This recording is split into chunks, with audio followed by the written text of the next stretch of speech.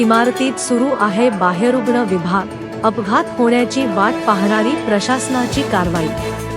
शिरपूर जी धुळे शहरातील सरकारी रुग्णालयाची इमारत निष्कासित म्हणजेच धोकादायक म्हणून घोषित असूनही अजूनही बाह्यरुग्ण विभाग येथे सुरू आहे। पाण्याचे साचलेले डबके, भिंतींचे पडणारे तुकडे, वायाने हलणाऱ्या छताच्या पर्यांमुळे ही इमारत एका मोठ्या अपघाताची वाट पाहत आहे। शेकडो रुग्ण आणि कर्मचारी दररोज या धोकादायक इमारतीत येऊन उपचार घेत आहेत। अपघात झाला नाही तरी तो फक्त वेळेचीच गोष्ट। जर कोणाचा जीव गेल्यास जबाबदारी कोण घेणार?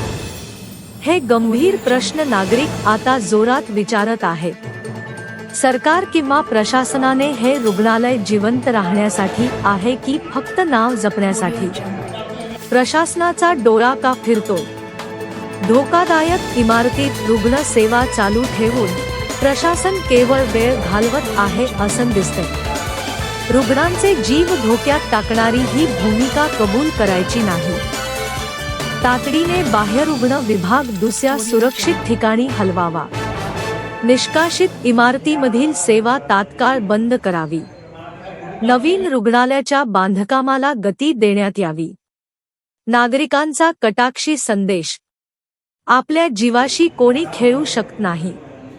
जर अपघात झाला तर कोण जबाबदार ठरणार?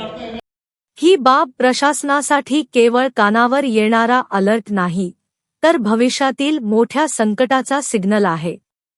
शिरपूरकरांच्या जीवाशी खेळण्यापेक्षा प्रशासनाने तातडीने सकारात्मक पावले उचलावी।